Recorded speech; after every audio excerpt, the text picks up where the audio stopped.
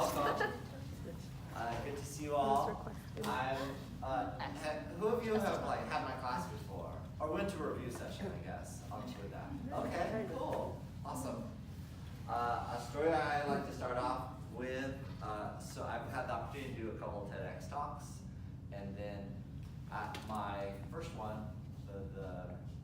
obviously the TED people knew what my topic was, and I kind of came in, and there's a green room, that's the preparation room before you go out on stage, because the talks are so short, they're only about 10 minutes long. There's a ton of people in the green room because they're all waiting to go on stage, and the green room is just off stage a little bit. And so I walked in, and I was greeted by a volunteer, and I was expecting that volunteer to say nice things and stuff like that. But unexpected to me, they came up and said, how could you believe in God? Science has nothing to do with God. You can't prove God. And he was a little bit awkward, from my point of view, and loud, and so a lot of people heard what he said. So then it created a nice awkward silence for everyone. And so then I thought I should respond equally as awkward. So if you had that similar sort of experience where, I didn't expect that, I just was going to say the first thing that came to my mind. And so the first thing I thought was, do you have a girlfriend? I just said that equally as loud. So really weird in there. And he said he did. And I said, well, can you use science to prove that your girlfriend loves you? He said, no. I said, that's right, because you can't put science in a place it ought not be. Every area of study has its own method of proof. And science is different than a court of law, which is different than psychology, which is different than theology, which is different than your girlfriend. All these areas have different methods of proof, and that's normal and that's okay. We can't impose science into a place that's non-science. Anyways, nobody talked to me after that, but that I think shows how people sort of view science and the whole idea of God, and don't think that those two areas go together well. But I think the opposite. If you haven't gathered, I think they can go together really well. So it's cool that you're here and maybe interested in kind of this discussion group that's going to happen afterwards. So I just thought I would say a couple things, and then feel free when I'm done to ask me whatever questions you might have, and I can expand on any topic or go totally sideways directions if you like. I think that the idea of science and God go together really well. They're kind of commensurate things, but they answer different kinds of questions. So, yeah, I brought my blue pen. Some of you know I like blue pens. And if I asked you if somebody made this, you would say? Yes. Okay, I thought you might say that. So if you said yes, if you're one of the fools that said yes, how do you know somebody made this?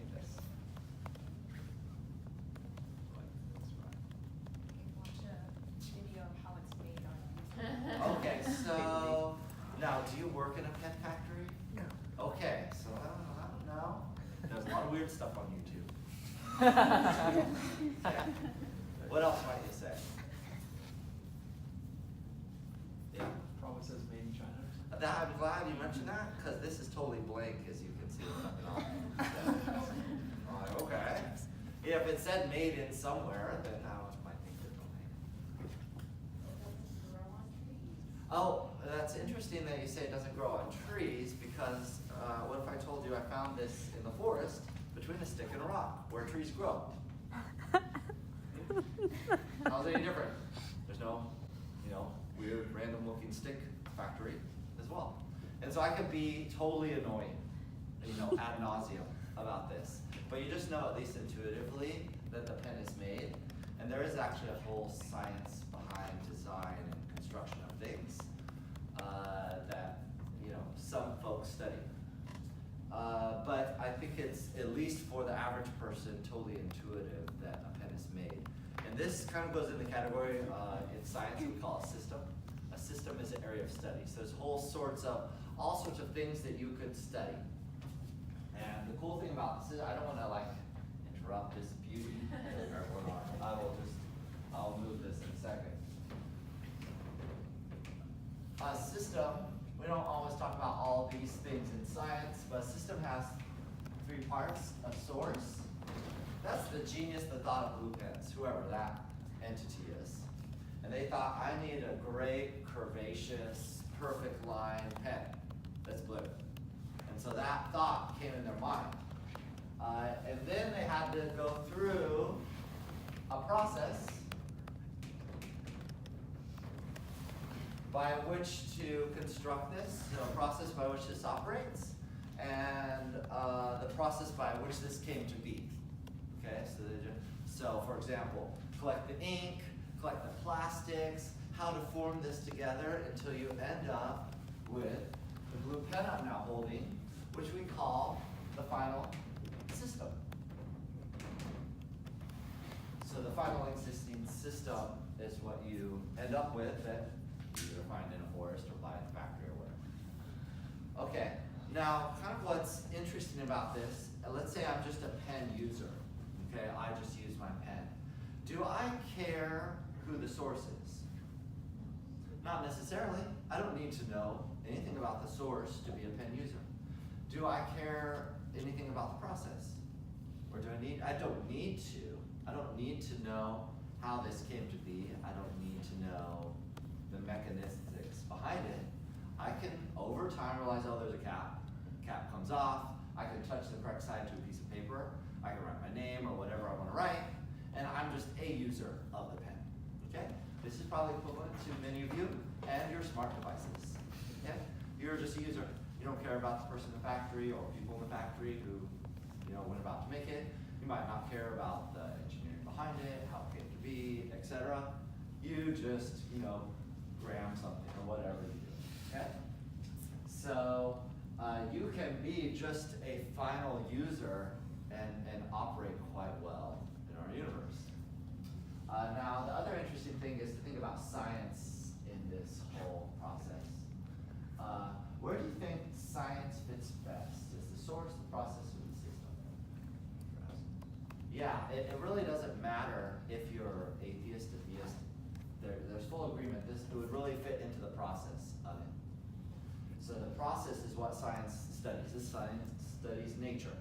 So how things come to be, if you want, from the Big Bang up until now, and then what are the the mechanistics or the laws of physics that cause this to operate as it does at this moment. So I have a problem with folks who kind of come up to me, which is common, and people say, or you might have heard in the media, I can't believe in God because of science. Which I think you don't know what you're talking about. Because science is really trying to answer this question. How things operate, how they came to be, that's in that genre. That's the study of nature, okay? When you're trying to ask the God question, you're trying to answer this question, is there a source? Just because you have a science thing dialed down doesn't mean that you've answered the source question yet. And the reverse can be true. Just because you think there's a God doesn't mean you know exactly what the process is. Okay? Those two, they're not mutually exclusive, meaning if you have one, that's to exclusion of the other. But I think they operate well in parallel. So I would want to, as an inquisitive person, which I hope science leads you to ask something about the process and to ask something about the source. And try to figure out the answer to both of those sorts of things. I think they are both helpful. So a similar thing could be said, like if somebody says, I can't believe in God because of evolution. It's this whole same idea. It's just the question reworded. They're talking about the process, but trying to answer a question about the source. So they're putting science in a place it ought not be. Really, philosophy, theology, things like that are tackling the source question. That's what you're trying to figure out. I think what happens when people start to say questions like this is they're confusing science with something we call a worldview.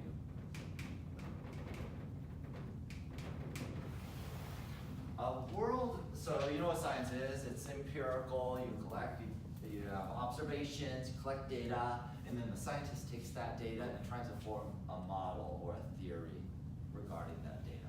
That's kind of the science side of it. A worldview is more a philosophical idea. It's how we view the world in a really simple way. So there's religious worldviews. That would be things like Christianity, Buddhism, Islam, etc. And then there's non-religious worldviews, modernism, postmodernism, nihilism, all these kinds of esoteric things you can ask your social professor about. Okay? So there's all kind of worldviews. They're not necessarily mutually exclusive, so there's a lot of overlap. The problem is that people sometimes think science is a worldview when it's not. So where you often hear that is something called the naturalistic worldview, or nature is all there is, thus naturalistic, or matter is all there is. And the naturalistic worldview basically assumes there's no God, and then builds their worldview on that, and maps science onto the worldview, which is legitimate to do, but you just need to know that's not science. It's using scientific ideas to kind of build a worldview. Likewise, you could do the same thing on the other side. You could take a theistic worldview, and you could say, there is a God. I will map science on top of that, which is what I do, and kind of use that. But I'm not saying that that's science. It's still a worldview. The issue with worldviews, too, is that the core of worldviews are assumptions. And those assumptions, unfortunately, or fortunately, whatever you think, are unprovable. So you can't prove those assumptions. For example, in the worldviews I just mentioned, theistic, there's a God. You can't prove that, whether you like it or not. There's no rigorous sort of charts and graphs or things you can come up with that's going to prove that in a scientific, empirical way. On the other side, there is no God, like nature is all there is, matter is all there is, something like that. Again, you can't prove that. Definitely not using science, because science only studies things within nature, not outside of nature. So if you're an atheist and you have a theistic friend, or vice versa, you have something in common. You believe things that cannot be proved. And you have core assumptions from which you build your culture, your behavior, your values, etc. That's kind of what worldviews do. And sometimes when we get those confused, that can cause ish with people. So I like to caution people to be careful about that. Let's see. Should I say a little bit more? Okay. Let's do a little riddle. Okay, because we like riddles. This box represents our room. Okay? Our room here. This 2016 room. 2016, is that the room? Okay? So, our window, has no doors and no windows. So, we're removing this from our hypothetical riddle. Okay? Removing no windows, no doors.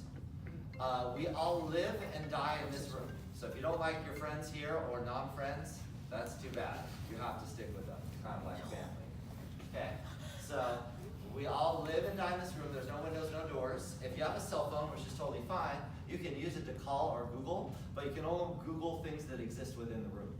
So you cannot call the outside, okay? You cannot contact outside. If you have a shovel, that's fine, you can dig, but you can't penetrate outside the walls. You just get more wall, okay? You can't go outside. You can't put your ear up to the wall and hear something on that side. It's just impassable. Does that make sense? There's no funny way to get outside. Okay, here's my question that you could work with somebody next to you, somebody you know or don't know. Is there something on the outside?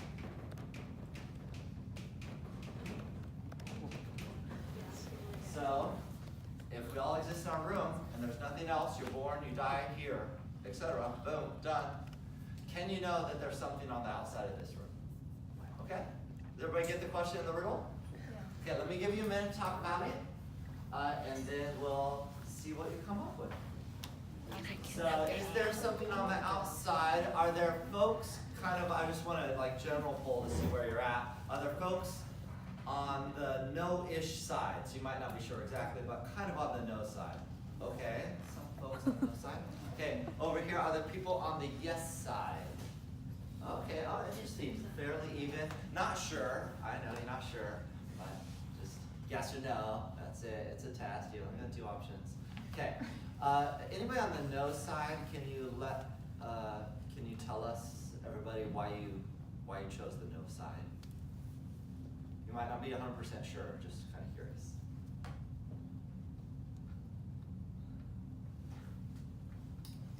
Yeah, sure. So since like the box or the room is like everything we know there is, we can probably ask like, like why are we here, but we can't really like, I mean we can say like, oh, like something created us or whatever, right? But like we don't really know for sure. So I guess like safest way to like end that was to say no. Okay. There's nothing else. So we can't know for sure. We might ask questions like, did something create us, put us here, etc. But let's just be safe and just say no. Okay. Do you want to add to that? Yeah. Well, so it doesn't directly answer this question. That's okay. In particular, but if the room is all that we can know and there's no way to escape the room, then there's no usefulness in knowing whether or not there is something outside of the room. And it's better to focus on what's within the room to do what we have to do within this little Right. society that is the room. Yeah. Okay. So we have a very kind of pragmatic way of looking at it. If this is all we know, it's not even useful to kind of consider or look at the things on the outside. Let's just deal with what we know, what we have. We have our community, we have our people here. Let's focus on this because this is what we have, what we can see, what we can control. Good. Anybody else want to add to the no side? Okay, walking over to the yes side now. Anybody who is like either for sure yes or maybe yes, can you share your viewpoint? So you're more sure that you could, yeah. I think it depends on what perspective you have. Like if you're inside the box, then it might be hard to say that there is, but since we're in the perspective that there is a box, then like there has to be, or I would think that there could be, or the odds of there being absolutely nothing else is pretty lame. But but yeah, I think if you're looking in from the outside, then it's very easy to see like the odds of there being nothing is kind of low, or maybe not impossible. Yeah. So that's what I think. Okay, probability theory now. So it seems like the odds that there's something out there. It might even be lame that there's nothing out there. And it could depend a little bit on your perspective, because we sort of know that the rest of Herring and the university are on the outside. Yeah, thus I made this riddle to make it difficult. Yeah, good. Anybody else on the yes side want to add anything to that? Yeah. Math, man, how we use math. Math, I love how you're getting in here. You stopped here. Something called induction in math, where you start with like a base case, and you say you can like take like every step forward, it still works, and it works forever. I'm kind of use it backwards, like of that, like if you know you're at a place and like you're kind of looking back, it would have to start somehow. It would seem weird that we're all in a room and maybe like we snap your fingers and like now we're here one day. Like it seems that someone, or not someone, but there had been something to kind of start off stuff in the room. It wouldn't just kind of happen on its own. Okay, so using some mathematical principles, you're walking it back, and you would think, we can't just have started here, or even our ancestors. There must have been something, or someone, or whatever to get us here. Okay, cool. Anybody else on the yes side wants to add? Yeah. And then you're next. I don't know. I was thinking like, so even if like you didn't know for certain and stuff, like even if you were using like the same like rules or stuff that you were saying within like beside the box and stuff. So like, for example, if this chair took up space or something and then didn't exist, just like with no floor or something, there was a floor to support it. So maybe you could just make the assumption that if things were like the same on that, like if there were an outside and things were the same, you could just assume that something was there like to surround like where you were inside the box as well. Like you're just using the same principles. But. so using similar principles as which what exists on the inside of the box, and the box has to somehow exist in the same sort of way. That maybe there's things on the outside that exist in sort of a similar analogous fashion. Yeah, so you can kind of go along that train. You were gonna add something as well? Oh, either one of you. Go ahead. We'll just take turns. Okay. One and then two. Okay, yes. If I was born in a box and I died in a box and everyone else was living that life too, I would wonder how the first person got there. Okay. How did our very first ancestors enter the box? Because that's all. Yeah, so weird questions start to come to your mind. Yes, that may be a little annoying to the other side. Yes. So I was just gonna say kind of like what he said, where like that if there's like there must be something on the outside because then how would the room come to existence in the first place? And Okay. another thing is that like the people who are inside the room should also like be questioning like why they're there, like not just like do whatever they gotta do, but like question like why am I here? Like who like put me here basically. So not only where did the box come from, but sort of thinking more meta about your life and why are you there, who put you there, or things like that. That is great. I like how you engage with this hypothetical riddle. So there's the people on the no side who are like, I cannot empirically study anything on the outside. So sorry, we can't know. Deal with it, people. We may have a purpose, but hey, well, guess what? We might not. So just live purposeless, okay? And things will be fine. Stop asking your weird questions. There's people on the yes side who want to ask those weird questions and annoy the people on the other side. And so they're like, how did the box get here? Or we'll be like, wow, how did this table is beautiful. You know, you're looking at it, you think, wait, none of us are table makers. So who made this table? And are there tables like this that are even more beautiful than this table on the outside? So we ask questions like that, yes. So one more thing I just remembered was not only like how did it come to existence, but like how is it operating? Like there must be someone who's like allowing it to operate. Is there some, you can even go further, assuming that they're not sustaining themselves, is there someone or something sustaining these things in the first place? And so, sounds kind of like a strange riddle, but if we zoom out a bit, this box represents our universe. So philosophically or theologically, we are asking that sort of question. The box of our universe, or the boundaries of our universe, is there something on the outside, or within, or whatever, that is greater than nature, or maybe separate from nature, who knows, whatever. Is there something on the outside of this that we can't see or haven't perceived yet? And that's the question that we're kind of dealing with here.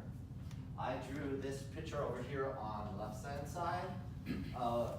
What's the name of the theory that scientists use to describe the beginning of our universe? Big Bang. The Big Bang Theory. Okay, so this is boom, or really expansion, that where time, matter, energy all began.